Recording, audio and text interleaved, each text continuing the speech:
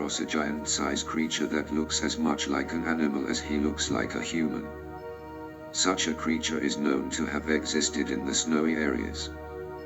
The creature is often spotted around ice-cold regions and is sure to take your breath away if you look at him. Chances are you might faint at the sight or run away from his dreadful persona. Yeti, as widely known, is one of the most famous cryptozoological animals in the world. The Yeti, or the monstrous snowman as he is known in West, has also been called as the Bigfoot and Nessie. However, to the Sherpas, the Yeti is not an imaginary creature but a real and alive creature. Since 1951, when the first presence of this animal came out of the Himalayas, several Western explorers have found convincing evidence that the Sherpas were correct. Expeditions into the Himalayas have uncovered mystifying stories of strange human-like creatures that live in the region. In 1951, Eric Shipton, a world-famous mountaineer, came across a curious set of footmarks. One footprint was 13 inches long and other was 8 inches wide. It didn't look like it was drawn by a man or an ape. Lauren Coleman, who is an expert on cryptozoological animals, was of the opinion that the discovered footprint by Shipton is a very big piece of evidence because it showed 2 individual toes. It showed a squat, square footprint, which a lot the other expeditions had found. Unfortunately, he adds, Shipton did not carry a relevant photographic equipment to capture it. In 1957, a Texas oilman named Tom Slick and explorer Peter detailed image set off for the Arun Valley in northeastern Nepal in search of Yeti. Byrne believed that since the Sherpas knew the Yeti was a real animal, they called him hairy man that lived separate from them. Sherpas described the Yeti as being man-like in form and around 5'6", 5'7", 5'8" and totally covered with hair. The face would be bare of hair, and it walked fully erect. In another part of the valley, Tom Slick and his Sherpa guides discovered a set of tracks in mud, which were unique because they knew melting and shifting and now could alter tracks. They measured 10 inches long and 7 inches wide. According to anthropologist Dr. George Agogino, it was similar to the footprint discovered by Eric Shipton 6 years earlier.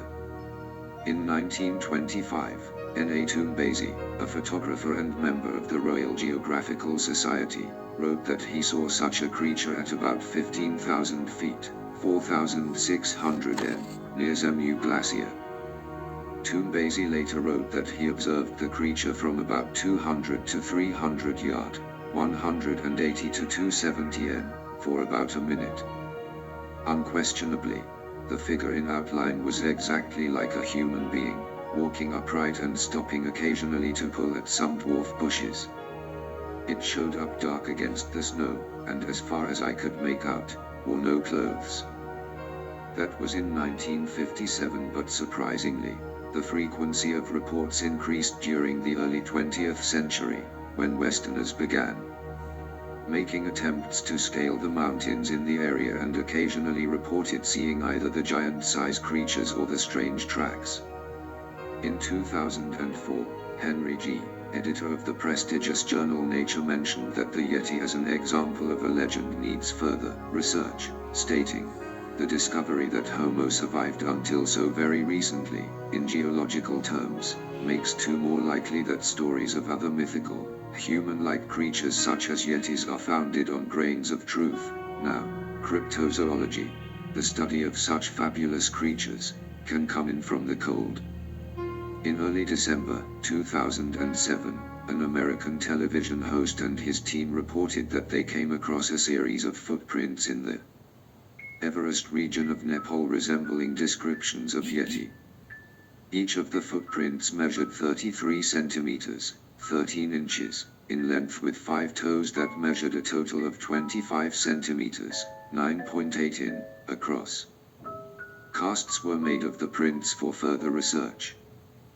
The footprints were examined by Jeffrey Meldrum of Idaho State University, who believed them to be too morphologically accurate to be called as fake or man-made. Meldrum also stated that they were similar to a pair of Bigfoot footprints that were found in another area. Then, during the third season of Mid-Finale Visit to Bhutan, Gates' team found a hair sample on a tree that they took back to have analyzed. After it was tested, it was concluded that the hair belonged to an unknown primate. On the 25th of July, 2008, the BBC reported that hair sample collected in the remote Garo Hills area of eastern India by Dipu Marak had been analysed at Oxford Brookes University in the UK by primatologist Anna Nikaris and microscopy expert John Wells. These initial tests were uncertain, and an ape conservation expert told the BBC that there was similarity between the cuticle pattern of these hair strands and specimens collected by Edmund Hillary during Himalayan expeditions in the 1950s and donated to the Oxford University Museum and announced a DNA analysis. This analysis has since revealed that the hair came from the Himalayan Goro. On the 20th of October, 2008, a team of 7 Japanese adventurers photographed footprints which could allegedly have been made by a Yeti. The team's leader, Yoshiteru Takahashi, claims to have observed a Yeti on a 2003 expedition and is determined to capture the creature on film. A group of Chinese scientists and explorers proposed to renew searches in Xinjiang province, which was the site of expeditions during the 1970s and 1980s. However, the research continues and the mystery unfolds not completely but in bits at every expedition.